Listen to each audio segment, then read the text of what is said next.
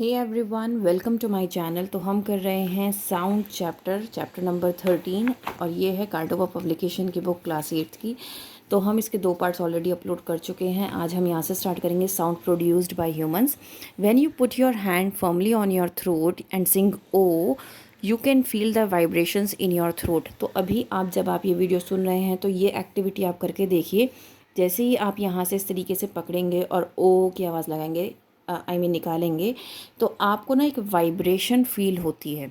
ठीक है। So when you sing लो और high, you can feel the difference in vibrations in your throat. So basically जब हम बोलते हैं, हम तेज़ बोल रहे हैं तो हमारी वाइब्रेशन डिफरेंट होगी, और जब हम स्लो बोल रहे हैं तो हमारी वाइब्रेशन जो है डिफरेंट होगी। So you have a voice box in the throat reason.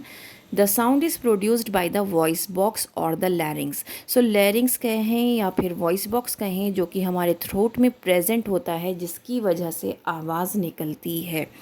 It is at the upper end of the wind pipe. तो ये कहाँ पर होता है? अपर एंड पर होता है विंड पाइप के।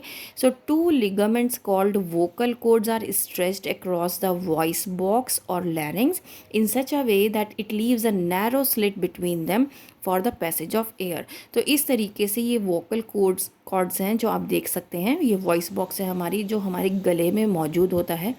तो ये इस तरीके से प्रेजेंट होता है। ठीक है। इसमें नैरो स्लिट होती है जहाँ से हवा पास होती है, जिसकी वजह से क्या होता है? पैसेज ऑफ एयर होता है, जिसकी वजह से क्या होती है? हमारी आवाज़ जो है वो निकलती है और सुनाई देती है। So when the lungs force air through the slit narrow gap, the vocal cords vibrate resulting in the production of sound. तो जैसे ही लंग्स से क्या होता है? एयर आती है, और उससे क्या होता है? नैरो पाइप से, जो नैरो स्लिट है उससे निकलती है। उससे क्या होता है कि हमारी वाइब्रेशन के थ्रू क्या होती है? आवाज़ निकलती है और हमें सुनाई देती है। Muscles attach to the vocal cords can make the cords tight और लूज। जो मसल इसके साथ अटैच्ड है वो कॉर्ड्स को टाइट और लूज दोनों कर सकते हैं। जब भी वोकल कॉर्ड्स टाइट होते हैं या थिन होते हैं, सो जो हमारी साउंड होती है वो हाई होती है, उसकी पिच जो है वो हाई होती है। लेकिन अगर कॉर्ड्स जो हैं वो लूज़ हैं और मोटे हैं तो हमारी जो पिच होगी वो लो होगी। ठीक है, in comparison with the tight one. Man have longer vocal cords than women and children. So man के पास लॉन्गर वोकल कॉर्ड्स होते हैं, इसीलिए फ्रिक्वेंसी जो होती है वुमेन और चिल्ड्रन की वो हाई होती है in comparison with man. Functioning of vocal cord can be understood by carrying out the following activity. तो हम ये एक्टिविटी परफॉर्म कर सकते हैं बेसिकली, और यहाँ से हम समझ सकते हैं। Take 2 rubber bands of equal length, place them one above the other and stretch them tightly. Blow the air through the slit between them. As the air blows through the stretched rubber bands, a sound is produced. ये हमने बचपन में बहुत किया है, और ये आप करके देखिएगा। जब आप उनको स्ट्रेच करेंगे और उनके बीच में जो गैप आ रहा है वहाँ से आप उसको फूंक मारेंगे ना, तो वहाँ पे क्या होगा? आपको एक आवाज़ सुनाई देगी, एक आवाज़ आएगी। ठीक है, साउंड प्रोड्यूस होगी।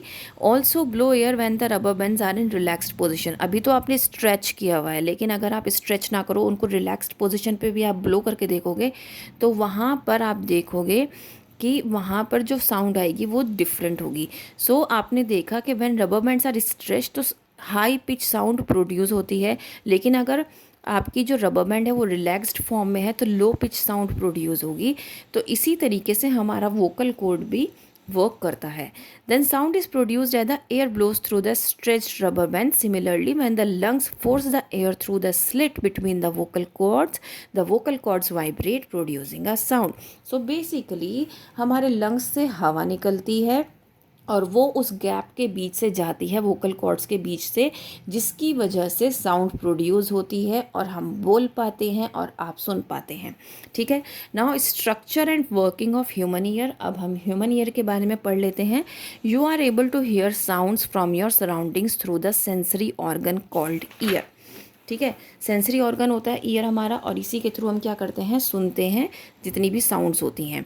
When the sound propagating through air reaches your ear, you are able to hear it. Let us study the structure of the human ear and understand how it enables us to hear sound. तो अब हम क्या करने वाले हैं? हम इसके structure की स्टडी करने वाले हैं कि किस तरीके से आवाज़ निकालता है। सो हमारे जो ईयर है वो 3 पार्ट्स में डिवाइडेड है: outer ear, external ear, middle ear और इनर ईयर। ठीक है। सो आउटर ईयर हमारा it consist of a flap like cartilaginous structure जिसको हम पिना कहते हैं, one on each side of your face. So अब आप ये देखिए, ये आपका ईयर का स्ट्रक्चर है, ठीक है। और ये जो आउटर कवरिंग होती है, जो हमारे कान होता है, ये इसको हम क्या कहते हैं, पिना कहते हैं, ठीक है। It collect sound waves, the pinna is further connected to ear canal, ये ईयर कैनाल के साथ कनेक्टेड रहता है, ठीक है। At the end of which ear drum is present, जिसके एंड से क्या है, ईयर ड्रम क्या है, कनेक्टेड रहता है, ईयर ड्रम प्रेजेंट होता है, ये रहा, जिसको हम टिम्पैनिक मेम्ब्रेन भी कहते हैं। ये छोटी छोटी चीज़ें जो आपको याद करनी है। Year drum is a stretched membrane that separates the outer ear from the middle ear. तो ये ऐसी कौन सी लेयर है जो आउटर ईयर को मिडिल ईयर से डिफ्रेंशिएट करती है, तो वो है टिम्पैनिक मेम्ब्रेन, जिसको हम ईयर ड्रम भी बोलते हैं। इस तरीके से क्वेश्चन आएगा, ठीक है। Now middle ear, it consist of chain of 3 bones. तो मिडिल ईयर 3 बोन्स के चेन से बना होता है, हैमर, एनविल और stirrup. Hammer connected to the ear drum and the inner most bone, और stirrup is connected to the inner ear. So basically यहाँ पर आपको तीनों दिख जाएंगे, हैमर, एनविल और स्टिरअप। तो ये देखो, ये छोटे छोटे से पार्ट हैं, ये बोन्स हैं जो कि हमारे कान के अंदर होते हैं। तो ये एक दूसरे से कनेक्टेड होते हैं। इनकी शेप्स के अकॉर्डिंग इनके नाम रखे गए हैं, और इन तीनों को मिला के हम ऑसिकल्स भी बोलते हैं, ठीक है। Middle ear is connected to the throat. अब मिडिल ईयर थ्रोट से किस तरीके से कनेक्टेड है, थ्रू यूस्टैचियन ट्यूब, ठीक है। Now inner ear, the inner year contains कॉचलिया और सेमी सर्कुलर कैनाल्स। तो कॉचलिया क्या होता है, ये स्पाइरली कॉइल ट्यूब होती है जो कि स्नेल की शेल की तरह दिखती है, जैसे ये जो है, ये आपका कॉचलिया है। It is filled with a fluid and has many hair cells inside it. The receptors send impulses through sensory neurons to the auditory nerve which connects inner ear to the brain. So basically यहाँ पर क्या होता है, यहाँ पर छोटे छोटे hairs भी प्रेजेंट होते हैं, फ्लूइड प्रेजेंट होता है। जब ये रिसेप्टर्स जो होते हैं, ये इम्पल्सेस भेजते हैं, तो इसके थ्रू ये ब्रेन को क्या करता है, मैसेज भेजता है। नर्व्स के, इसमें जो नर्व्स होती हैं, यहाँ से ब्रेन को मैसेजेस जाते हैं। सो ये आपका एक फ़्लो चार्ट है जिससे ह्यूमन ईयर जो है वो वर्क करता है। इस फ्लो चार्ट को हम अच्छे से देख लेते हैं। पिना कलेक्ट साउंड वेव्स, पिना साउंड वेव्स को कलेक्ट करेगा आसपास की, और वो कहाँ पहुँचाएगा, ईयर ड्रम में पहुँचाएगा थ्रू ईयर कैनाल। फिर जब साउंड ईयर ड्रम पर पड़ेगी तो वो क्या होगी, वाइब्रेशन होगा। सो वहाँ पर 3 बोन्स प्रेजेंट है, हैमर, एनविल एंड स्टिरअप, जो कि वाइब्रेशंस को रिसीव करेंगी एंड देन उसको एम्पलीफाई करेंगी। सो कोचलिया का क्या फंक्शन है, वो रिसीव करेगा जो भी एम्पलीफाइड वाइब्रेशन वहाँ से आई है 3 बोन्स से, ठीक है। और जो कोचलिया के अंदर सेंसिटिव हेयर्स प्रेजेंट हैं, वो क्या करेंगे, उनको नर्व्स इम्पल्स के थ्रू हमारे ब्रेन को मैसेज पहुंचाएंगे, ठीक है, ऑडिटरी नर्व्स के थ्रू। देन ब्रेन क्या करेगा, नर्व इम्पल्स डिकोड करेगा एंड स्पेसिफिक साउंड निकालेगा। तो ये बेसिकली क्या है, ह्यूमन ईयर की वर्किंग है। Now Audible and inaudible sound. Audible मतलब जो हम सुन सकते हैं, इनऑडिबल जो हम नहीं सुन सकते। सो हमने वाइब्रेटिंग ऑब्जेक्ट प्रोड्यूसेस साउंड, इसके बारे में पढ़ा है। When you vibrate your hand forward and backward you do not here any sound. अगर हम वाइब्रेट करेंगे अपने हैंड आगे और पीछे तो हमें कोई साउंड नहीं आ रही है। ऐसा क्यों है, क्योंकि इसकी जो फ्रीक्वेंसी है वो लेस देन 20 हर्ट्ज़ है, जो कि हमारा ह्यूमन ईयर जो है वो नहीं सुन सकता है। तो जितनी भी लेस देन 20 हर्ट्ज़ फ्रीक्वेंसीज़ होती हैं या हायर देन 20,000 हर्ट्ज़ फ्रीक्वेंसीज़ होती हैं, वो हमारा ईयर नहीं सुन सकता है। जो फ्रीक्वेंसीज़, जो साउंड की फ्रीक्वेंसीज़ 20 हर्ट्ज़ और 20,000 हर्ट्ज़ के बीच में लाई करती हैं, वो ऑडिबल साउंड्स होती हैं। और वो साउंड्स जो 20 हर्ट्ज़ से कम होती हैं, उनको हम कहते हैं इंफ्रासोनिक साउंड्स, जो कि हम नहीं सुन सकते। राइनोसीरस कम्युनिकेट विद वन अनदर, मतलब राइनोसीरस जो है वो 5 हर्ट्ज़ की फ्रीक्वेंसी में एक दूसरे के साथ बात कर सकते हैं।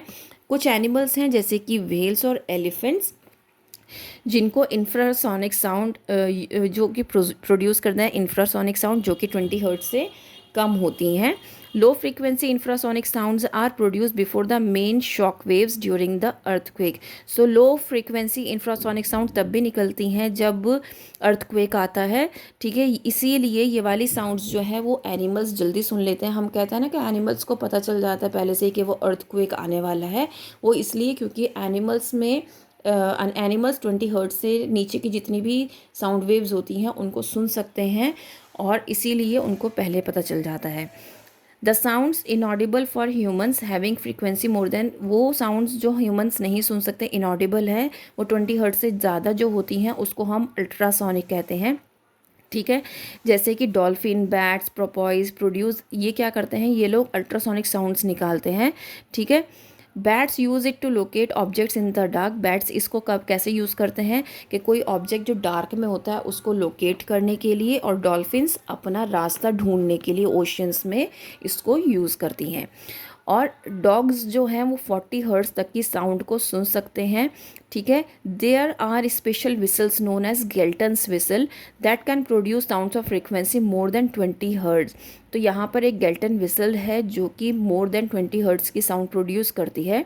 The owners of dogs can use these whistles to give signals to their dogs.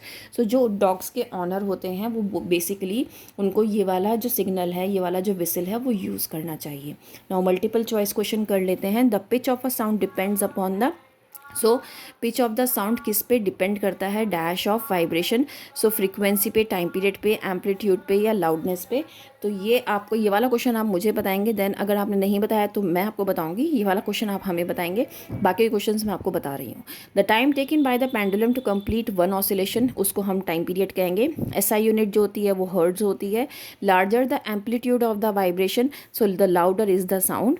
The frequency less than 20 hertz is not audible to human ear. तो ये वाला फर्स्ट वाला आप बताएंगे, क्योंकि ये मैंने आपको अच्छे से समझाया था, तो मैं जानना चाहती हूँ कि आपने कितना पढ़ा है, क्योंकि मैं पार्ट्स में डिवाइड कर रखा है ये चैप्टर, तो ऐसा ना हो कि आप आगे आगे पढ़ते जा रहे हो पीछे का भूल रहे हैं। So that's why this is that type of test. तो ठीक है, आपको ये चैप्टर पहले वाली वीडियो सुनना, तो इससे आपको आइडिया हो जाएगा इसका आंसर क्या है। उम्मीद करती हूँ आपको समझ में आया होगा। If yes, please like share and subscribe. That's all, thank you.